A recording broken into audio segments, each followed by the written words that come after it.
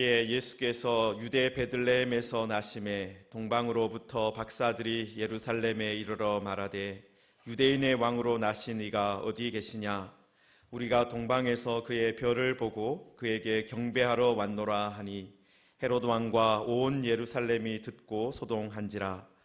왕이 모든 대제사장과 백성의 서기관들을 모아 그리스도가 어디서 나겠느냐 물으니 이르되 유대 베들레헴이오니 이는 선지자로 이렇게 기록된 바 또 유대 땅 베들레헴아 너는 유대 교울 중에서 가장 작지 아니하도다. 내게서 한 다스리는 자가 나와서 내 백성 이스라엘의 목자가 되리라 하였음이니이다. 이에 헤롯이 가만히 박사들을 불러 별이 나타난 때를 자세히 묻고 베들레헴으로 보내며 이르되 가서 아기에 대하여 자세히 알아보고 찾거든 내게 고하여 나도 가서 그에게 경배하게 하라. 박사들이 왕의 말을 듣고 갈새 동방에서 보던 그 별이 문득 앞서 인도하여 가다가 아기 있는 곳 위에 머물러 서 있는지라. 그들이 별을 보고 매우 크게 기뻐하더라. 집에 들어가 아기와 그의 어머니 마리아가 함께 있는 것을 보고 엎드려 아기께 경배하고 보배압을 열어 황금과 유향과 몰약을 예물로 드리니라. 그들은 꿈에 헤롯에게로 돌아가지 말라 지시하심을 받아 다른 길로 고국에 돌아가니라. 아멘. 네, 우리 옆에 있는 분들과 인사하겠습니다. 성탄절은 예수님과 함께. 성탄절은 예수님과 함께.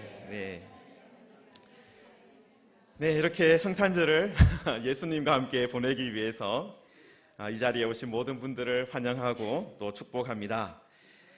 제가 지난 주일 오후 시간에 마태복음 2장 7절에서 11절 말씀을 가지고 말씀을 전했었는데 오늘은 앞부분부터 이렇게 전체적으로 한번 살펴보려고 합니다. 1절에 보시면은 헤롯 왕 때에라고 되어 있습니다. 여러분, 헤롯 왕이 어떤 사람입니까? 유대인이 아니었어요. 유대인이 아니라 이두메 사람이었다고 기록이 되어 있습니다. 이두메가 어디냐면은 지금 이스라엘의 동쪽에 있는 에돔 지역을 말하는 것입니다. 그런데 이 헤롯이 유대인이 아니지만 로마 황제에 의해서 유대인의 왕으로 임명을 받았다라는 거예요. 다시 말해서 유대인이 아니라 이방인이 예루살렘에 있는 다윗의 왕자에 앉아 있었다라는 것입니다. 그런데 한 가지 재밌는 것이 있습니다. 유대인도 아니고 나중에 이렇게 우리가 기록을 봐도 되어 있지만은 하는 행동을 봐도 이 하나님을 믿지 않는 것 같은 이 헤롯 왕이 예루살렘 성전 중에서 가장 큰, 가장 화려한 성전을 건축했다라는 것입니다. 여러분, 첫 번째 예루살렘 성전은 누가 건축했습니까? 다윗의 아들 솔로몬 왕이 주도해서 건축을 했습니다. 열왕기상의 기록을 보면요, 이 솔로몬이 성전을 건축하기 위해서 불러 일으킨 일꾼의 숫자가 레바논에 가서 이 백향목 같은 나무를 해오는 사람만 자그마치 3만 명이었습니다. 짐꾼이 7만 명이었고 산에서 돌을 떠서 오는 사람이 8만 명이었습니다. 그러니까 20만 명이나 되는 그런 많은 사람들이 어떻게 보면 이스라엘에 힘 좀 쓴다라는 사람 대부분이 참여한 그 프로젝트가 바로 성전 건축이었습니다. 물론 그 성전의 크기가 아주 크지는 않았습니다. 그렇지만 온 성전의 내부를 금으로 입히고 아주 화려하게 아름답게 만든 건물이었습니다. 그런데 이렇게 화려하고 아름다웠던 성전이 나중에 어떻게 되었습니까? 다윗의 후손들이 왕자에 앉으면서 계속해서 대를 이어가면서 그 성전을 잘 사용하고 하나님 앞에 잘 예배했느냐? 그렇지 않아요. 그 성전에서 우상을 섬기기도 하고 그렇게 하다가 결국은 이 바벨론에 의해서 성전이 불타버리고 없어지게 되었습니다. 열왕기하 25장에 보시면은 성전이 무너지는 그 말씀이 나오는데요. 열왕기하 25장 9절에는 바벨론 군대가 성전을 불살랐다라고 되어 있습니다. 또 25장 13절에는 성전의 기구들을 다 깨트려서 바벨론으로 가져갔다. 그리고 15절에는 금이나 은으로 만든 것 모두 다 가져갔다. 그렇게 되어 있습니다. 다시 말해서 성전이 어떻게 되었다는 것입니까? 기초부터 완전히 없어져 버렸다라는 거예요. 그러다가 이 무너진 상태로 남아있다가 두 번째 성전이 세워졌는데 바로 바벨론 포로 생활에서 돌아온 유대인들이 지은 것이었습니다. 아무래도 그 성전의 모양이 첫 번째 성전보다는 못했습니다. 그리고 이 두 번째 성전도 여러 번의 어려움과 아픔을 당했는데요. 우리 성경에는 기록되어 있지 않습니다. 구약과 신약 사이에 중간사라고 말라기 선지자부터 시작해서 이 마태복음이 시작되는 그 지점까지 비어있는 한 기록이 없는 400년 정도가 있는데요. 그때 알렉산더 대왕도 쳐들어오고 그리고 그 알렉산더 대왕의 후예들이 여러 나라를 세웠는데 그 중에 한 사람인 안티오쿠스 에피파네스라는 사람이 쳐들어와서 예루살렘 성전을 얼마나 정말 더럽혔는지 심지어는 유대인들이 부정하게 생각하는 돼지를 잡아서 제우스 신에게 제사를 드리는 그런 일들이 있었습니다. 그러니까 이 바벨론 포로에서 돌아온 사람들이 지었던 그 성전도 어떻게 된 거예요? 더럽혀지고 정말 하나님 앞에 예배하는 그런 아름답게 사용되지 못한 일이 많이 있었습니다. 자, 그런데 헤롯 왕이 이방인으로서 왕이 되고 나서 유대인들을 다스리면서 어떤 일을 했다는 것입니까? 유대인들에게 인정을 받기 위해서 이 두 번째로 지어졌던 이 성전을 화려하게 증축했다라는 것입니다. 그래서 성전을 화려하게 재건함을 통해서 유대인들에게 인정을 받으려고 했습니다. 나중에 예수님의 제자들도 헤롯 왕이 중건한 그 성전을 보면서 이렇게 말을 했습니다. 이 돌들이 얼마나 굉장한 돌들입니까? 얼마나 굉장한 건물입니까? 그렇게 감탄할 정도였습니다. 자, 그런데 헤롯 왕에게 가장 중요한 일이 무엇이었을까요? 예루살렘에서 지금 다윗의 왕자에 앉아 있는 사람으로서 해야 될 가장 중요한 일, 그것은 성전을 크고 화려하게 짓는 것이 아니라 하나님이 보내신 유대인의 왕이 오시면, 하나님이 세우신 유대인의 왕이 다시 오시면 그분을 잘 맞이해 주는 것이었습니다. 그런데 안타깝게도 헤롯 왕은 그렇게 하지 못했습니다. 그 자리를 지키기 위해서, 그 자리를 계속해서 유지하기 위해서 우리가 읽진 않았지만 그 뒤에 말씀해 보시면은 유대인의 왕으로 오신 이를 죽이려고 했다라는 거예요. 자, 그 다음에 여러분 헤롯이 이렇게 등장하고 그 다음에 또 등장하는 사람들이 있습니다. 누구입니까? 동방으로부터 오는 박사들입니다. 이들은 2절에서 말씀하고 있듯이 유대인의 왕으로 오신 분을 경배하기 위해서 예루살렘까지 왔습니다. 여러분, 이 사람들하고 동방에서 온 박사들하고 헤롯 왕하고 공통점이 있습니다.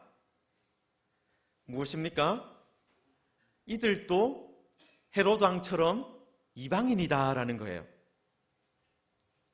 그래도 헤롯은 어떻습니까? 유대인의 좀 먼 친척이라고 할 수 있는 에돔 사람의 후예입니다. 그래도 이방인이지만 어떻습니까? 이 아브라함의 피가 조금이라도 섞여 있다, 그렇게 주장할 수 있는 그런 사람들이죠. 헤롯은. 그러나 동방에서 찾아온 박사들은 어떻습니까? 이 사람들은 완전한 이방인이에요. 100% 이방인입니다. 그리고 이 사람들이 어떻게 유대인의 왕이 태어났다는 사실을 알게 되었습니까? 그의 별을 보고 유대인의 왕이 태어났다라는 것을 알았다라고 말하고 있습니다. 다시 말해서 이 사람들은 어떤 사람들입니까? 별을 연구하는 사람들입니다. 더 정확하게 말하면 별을 보고 점을 치는 점성술사 같은 그런 사람들이었습니다. 다시 말해서 하나님을 절대로 올바로 예배하지 않을 것 같은 그런 사람들이었다라는 사실입니다. 그런데 이런 사람들이 유대인의 왕의 별을 보고 예수님께 아기 예수님께 경배하기 위해서 예루살렘까지 찾아왔다라는 것입니다. 여러분, 이들이 찾아왔을 때 3절에 보시면은 어떤 일이 벌어졌습니까? 헤롯 왕과 온 예루살렘이 듣고 소동했다라고 했습니다. 여러분, 헤롯 왕이 유대인의 왕으로 지금 건재한 상태인데, 이스라엘 사람들을 다 다스리고 있는데, 그런 상태에서 유대인의 왕으로 오신 이를 찾고 있으니 얼마나 큰 소동이 일어났겠습니까? 또 헤롯 왕이 이 문제에 대해서는 정말 예민한 사람이었어요.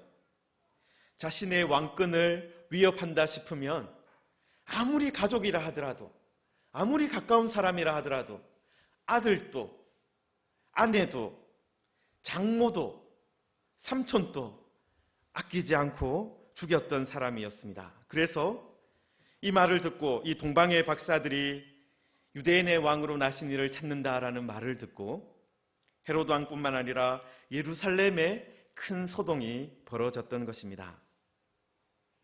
자, 그리고 4절에 보시면은 또 다른 사람들이 등장을 합니다.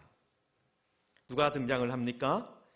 대제사장과 서기관들이 등장합니다. 여러분, 이 사람들은 어떤 사람들입니까? 정통 유대인들이죠. 유대인 중에 유대인입니다. 하나님의 말씀을 가장 잘 아는 사람들입니다. 날마다 하나님께 제사를 드리고 날마다 회당에서 하나님의 말씀을 가르치는, 그리고 성경을 필사하고 그 성경을 남겨놓는, 후대에게 물려주는 그런 사람들입니다. 여러분, 이런 사람들 어떤 사람들일까요? 어떻게 보면 하나님께서 보내신 유대인의 왕이 나셨다라는 그 소식을 들으면 모든 일을 제쳐놓고 달려가서 경배할 것 같은 사람들 아닙니까? 그런데 오늘 말씀해 보면 이 사람들은 어떻게 행동하고 있습니까? 헤롯의 신하로 그냥 살아가고 있습니다. 헤롯의 말에, 헤롯이 묻는 말에 대답하는 그냥 충실한 신하가 되어 있었습니다. 이 사람들은 하나님을 섬기는 것이 아니라 누구를 섬기고 있습니까? 헤롯 왕을 섬기고 있었습니다. 헤롯 왕의 권세 아래에서 그냥 편안하게 살기를 원했습니다. 그래서 이들은 하나님의 말씀을 알고 있었지만, 또 그리고 동방의 박사들로 통해서 하나님의 말씀이 이루어지고 있다라는 그런 이야기를 들었지만, 말씀이 이루어지고 있는 것을 실제로 믿지는 않았다라는 거예요. 그런데 하나님의 나라에서 가장 멀리 떨어져 있는 것처럼 보였던 이 이방의 박사들, 어떻게 하고 있습니까? 헤롯 왕의 궁궐에서 대제사장과 서기관들을 통해서 예언의 말씀을 듣게 됩니다. 하나님의 말씀을 듣게 됩니다. 하나님의 말씀을 다 들은 것도 아니에요. 창세기부터 시작해서 말라기까지 있는 그 모든 이야기를 다 들은 것도 아니고, 그리고 구약의 핵심이라고 할 수 있는 이 모세 오경에 대해서 아주 충분한 지식을 다 그때 배운 것도 아니고, 그냥 선지자 한 사람이 말한 이 내용, 그 말씀을 듣고 어떻게 하는 거예요? 왕의 보냄을 받아 그 말씀에 순종해서 베들레헴으로 갔다라는 것입니다. 유대 땅 베들레헴아라는 이 말씀을 듣고 베들레헴으로 발걸음을 옮겼다라는 것입니다. 그런데 이들이 베들레헴을 향해서 발걸음을 내딛는 순간 어떤 일이 일어났습니까? 9절에 나오는데 동방에서 보았던 그 별이 그들을 앞서 인도하기 시작합니다. 그렇습니다. 우리가 모든 하나님의 말씀을 다 알고 그 말씀을 다 이해해서 내가 이제 순종하겠다, 그렇게 마음을 먹으면요, 우리는 절대로 순종할 기회를 얻지 못할 것입니다. 모든 상황을 다 파악하고 헤롯 왕이 어떤 사람인지 알고 또 이런 경우에는 어떻게 처신하는 것이 좋을지 다 생각해서 순종하려고 하면 영원히 하나님의 말씀에 순종할 수 있는 기회를 찾을 수 없을 수도 있습니다. 그러나 우리가 하나님의 말씀이라면 한번 따라가 보겠습니다, 이런 마음을 가지고 내가 들은 말씀 한 조각, 말씀 전체가 아니라 말씀의 한 조각이지만 그것을 붙잡고 나아가면 하나님께서 어떻게 하십니까? 무엇을 준비하시고 무엇까지도 움직이십니까? 하늘의 별까지도 움직이신다라는 거예요. 사랑하는 성도 여러분, 하나님은 말씀을 따라가는 사람들을 위해서 하늘의 별도 움직일 수 있는 분임을 믿으시기 바랍니다. 하나님은 그만큼 말씀을 따라가는 사람들을 기뻐하신다라는 거예요. 하늘의 별보다도 하나님의 말씀을 따라가는 사람을 더 귀하게 생각하시고 더 기뻐하신다는 것입니다. 그리고 하나님은 우리가 이해할 수 있는 것으로 우리를 또한 인도해 가십니다. 말씀에 순종해서 발걸음을 옮기면 하나님께서 우리가 이해하는 방법으로 또한 우리들을 인도해 가기 시작했어요. 동방의 박사들은 무엇을 연구하는 사람들입니까? 별을 연구하는 사람들이잖아요. 그러니까 하나님은 다시 그 별을 사용하셔서 동방의 박사들을 그 베들레헴의 집까지 인도하셨습니다. 여러분, 지금 우리가 어떤 사람이냐 따라서 하나님께서 우리를 인도하는 방법이 좀 다를 수가 있습니다. 내가 식물을 좋아한다, 그러면 하나님께서 식물을 통해서도 우리를 인도하실 수 있습니다. 내가 학생을 가르치는 일을 한다 했을 때 학생을 가르치는 가운데 그 학생들을 통해서 하나님의 인도하심을 받을 수도 있습니다. 내가 하는 일을 통해서, 내가 잘하는 어떤 일을 통해서 하나님은 인도하심을 계속해 나가신다는 것입니다. 하나님은 우리가 말씀에 순종해서 발걸음을 옮기면 우리가 알아들을 수 있도록 우리의 수준에 맞추어서 인도하심을 계속해 주신다는 것입니다. 그런데 중요한 것이 무엇입니까? 바로 말씀을 듣고 첫걸음을 내딛는 것입니다. 여러분, 성경에서 지금 헤롯 왕이 나오고 유대인의 왕으로 왕자에 앉아있는 헤롯 왕이 나오고 또 성전에서 제사를 드리는 대제사장들, 그리고 성경의 전문가라고 있는 이 서기관들이 나오지만 이 사람들은 한 걸음도 옮기지 않았습니다. 베들레헴을 향해서 발걸음을 옮기지 않았습니다. 그래서 결국은 어떻습니까? 아기 예수님을 만나지 못했어요. 아기 예수님께 경배하지 못했습니다. 그러나 우리가 동방의 박사들처럼 어떻게 보면 우리가 가진 것이 제한되어 있고 우리가 가지고 있는 성경에 대한 지식도 제한되어 있다 하더라도 우리가 들은 그 말씀에 순종해서 첫걸음을 내디디면 하나님께서는 우리 주변에 있는 모든 것을 사용해서 하늘의 별까지라도 사용해서 우리를 인도해 가신다라는 것입니다.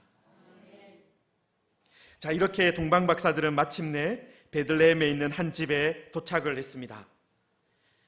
마침내 유대인의 왕으로 나신 이를 만나게 되었습니다. 여러분, 그런데 유대인의 왕은 어떤 분이십니까? 여러분, 4절에 보시면은 헤롯 왕이 어떻게 표현하고 있습니까? 헤롯 왕은 그리스도가 어디서 나겠느냐라고 묻고 있습니다. 동방의 박사들이 유대인의 왕으로 나신 이를 찾는다라고 했을 때 헤롯은 어떻게 대답하고 있는 거예요? 그리스도가 어디서 나겠느냐? 여러분, 유대인의 왕을 다르게 표현하면 무엇이라는 거예요? 그리스도라는 것이죠. 하나님이 기름 부어서 세우신 왕이다라는 거예요. 그리고 6절 선지자의 예언에 따르면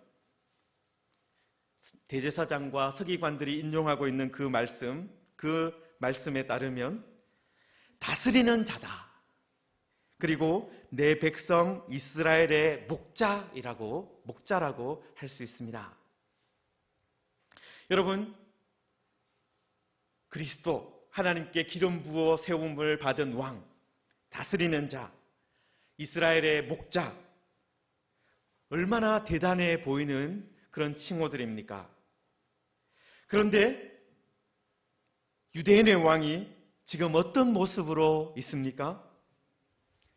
아기로 있습니다. 평범한 유대인 여성인 마리아와 함께 있습니다. 가장 작은 자로, 가장 낮은 자와 함께 있다라는 거예요. 그렇습니다. 유대인의 왕은 섬김을 받기 위해서 온 것이 아닙니다. 유대인의 왕은 섬기기 위해서 오셨습니다. 유대인의 왕은 하나님의 제사장이 되어서 자신을 하나님께 제물로 드리기 위해서 오셨습니다. 여러분, 구약 성경에 보면 하나님께서 출애굽 때 유대인들을 구원하시면서 이런 말씀을 하셨습니다. 세계가 다 내게 속하였나니 너희가 내 말을 잘 듣고 내 언약을 지키면 너희는 모든 민족 중에서 내 소유가 되겠고 너희가 내게 대하여 제사장 나라가 되며 거룩한 백성이 되리라. 여러분, 제사장은 어떤 존재입니까? 하나님과 죄인 사이에서 중보를 해주는, 죄인들이 하나님께 나아갈 수 있도록 해주는 그런 사람입니다. 그런데 하나님께서 이스라엘을, 한 나라를 어떻게 부르셨다는 거예요? 제사장 나라로 부르셨다. 그래서 다른 세상의 모든 민족들이 이스라엘을 통해서 하나님을 만날 수 있도록 하게 하셨다라는 거예요. 여러분, 유대인의 왕은 그래서 어떤 사명을 가지고 있겠습니까? 유대인의 왕은 그가 다스리는 이스라엘을 제사장 나라가 되게 할 사명이 있는 것입니다. 그런데 역사적으로 다윗 왕으로부터 시작해서 참 많은 다윗의 후손들이 유대인의 왕으로 왕자에 앉아 있었지만 그들이 이스라엘을 다스리면서 이스라엘을 제사장 나라로 그 사명을 감당하게 만드는데 실패했다라는 거예요. 이스라엘을 제사장 나라로 만들어서 다른 민족들을, 세상의 모든 사람들을 하나님께로 인도하는 그 일에는 실패했다라는 것입니다. 그 이유가 무엇이겠습니까? 헤롯 왕처럼 자신의 권력에 취해 있었고 자신의 권력에 만족했기 때문입니다. 대제사장과 서기관들처럼 현실에 안주했기 때문에 그렇습니다.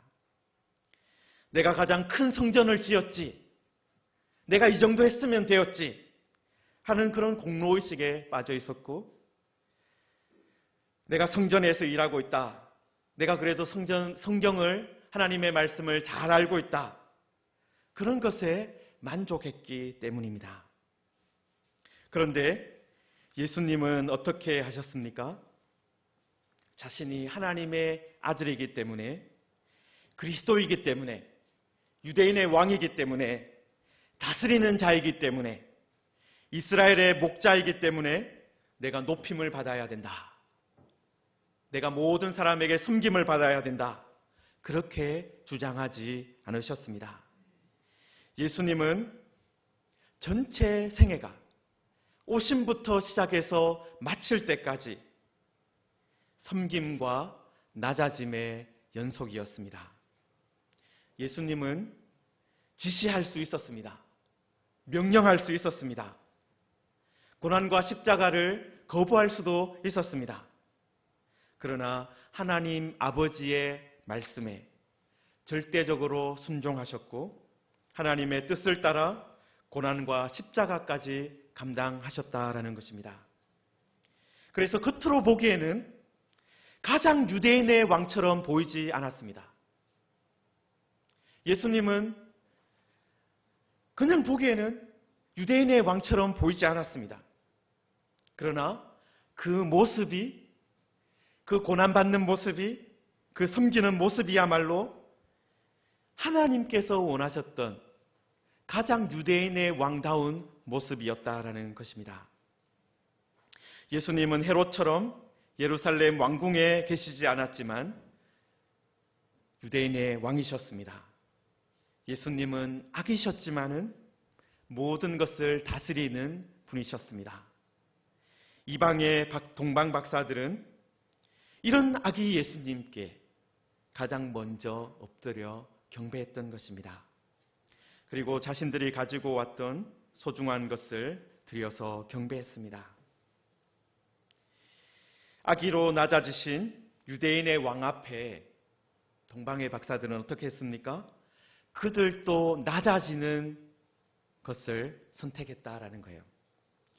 여러분, 엎드리는 것, 사람이 할 수 있는 가장 낮은 그런 모습 아닙니까? 낮아지신 예수님 앞에 우리가 할 수 있는 것은 무엇입니까? 같이 낮추는 것입니다. 같이 낮아지는 것입니다. 헤롯 왕처럼 유대인의 왕인 것처럼 행세하지 않고 높은 척하지 않고 대제사장과 서기관들처럼 성경을 다 아는 척하지 않고 예수님 앞에 엎드리는 것입니다. 예수님처럼 낮은 마구를 선택하고 십자가의 길을 따라가는 것입니다. 그런데 우리가 유대인의 왕으로 오신 예수님과 함께 낮아지는 길을 선택하면, 아기 예수님께 엎드리는 것을 선택하면 하나님께서 어떻게 하실까요? 여러분 12절을 보십시오. 그들은 꿈의 헤롯에게로 돌아가지 말라 지시하심을 받아라고 했습니다. 여러분, 우리가 낮아짐을 선택하고 예수님 앞에 엎드리면 하나님께서 어떻게 해주신다는 거예요? 좀 더 구체적으로 인도해 주시는 것입니다. 처음에는 그들은 별을 보고 움직였습니다. 그 다음에는 헤롯의 궁전에서 들은 하나님의 말씀 한 조각을 따라서 움직였습니다. 그리고 헤롯 왕의 지시를 따라서 베들레헴으로 올라갔습니다. 그런데 마지막에는 헤롯 왕의 지시나 명령을 따라서 움직이는 사람들이 아니라 하나님의 직접적인 인도하심을 받는 사람들이 되었다라는 사실이에요. 그렇습니다. 우리가 유대인의 왕으로 오신 예수님의 길을 선택할 때, 예수님 앞에 엎드리는 것을 선택할 때, 우리의 모든 것을 주님께 드리는 것을 선택할 때 우리는 좀 더 분명한 하나님의 인도하심을, 지시하심을 받게 될 것입니다. 동방의 박사들에게는 하나님이 꿈이라는 방법을 사용하셨습니다. 우리에게는 그것이 꼭 꿈이 아닐 수 있습니다. 꿈이 아니라 우리가 말씀을 읽는 중에, 기도를 하는 중에, 찬송을 부르는 중에, 이웃에게 사랑을 베푸는 중에 우리는 하나님의 지시하심을 받게 될 것입니다. 하나님은 우리가 알아들을 수 있는 방법으로 좀 더 분명하게 지시해 주실 것입니다. 사랑하는 성도 여러분, 하나님은 우리를 끝까지 책임지시고 인도해 주시는 분이십니다. 출발부터 마지막까지 하나님은 인도해 주십니다. 이방인 동방 박사들에게도 그렇게 하셨습니다. 처음에는 하늘의 별로 인도하셨고 한 조각 말씀으로 인도하셨고 꿈을 통해서 지시해 주셨습니다. 그래서 시편 121편 8절에도 이런 말씀이 있습니다. 여호와께서 너의 출입을 지금부터 영원까지 지키시리로다. 그렇습니다. 출발하는, 나가는 그 길뿐만 아니라 이 돌아오는 그 길까지 하나님께서 지켜주신다는 것입니다. 하나님은 지금 또 그렇게 하실 것입니다. 하나님은 지금 또 어떤 사람을 찾고 계시겠습니까? 헤로드 왕처럼 권력자를 찾고 계시겠습니까? 아니면 하나님의 이름으로 큰 성전을 지어줄 사람을 찾고 계실까요? 아니면 대제사장이나 서기관들처럼 성경적인 지식에 아주 충만한 사람, 해박한 사람, 그런 사람들 찾고 계실까요? 그렇지 않습니다. 하나님은 하나님의 방법 앞에 엎드릴 수 있는 사람을 찾고 계십니다. 아기로우신 유대인의 왕 앞에 엎드릴 수 있는 사람을 하나님은 찾고 계십니다. 하나님은 말씀을 듣고 첫걸음을 내디딜 수 있는 믿음의 사람을 찾고 계십니다. 하나님이 지시하시는 것에 순종하는 사람을 찾고 계시는 것입니다. 예수님이 처음 오실 때도 그랬지만 예수님께서 다시 오실 때도 그런 사람을 찾으실 것입니다.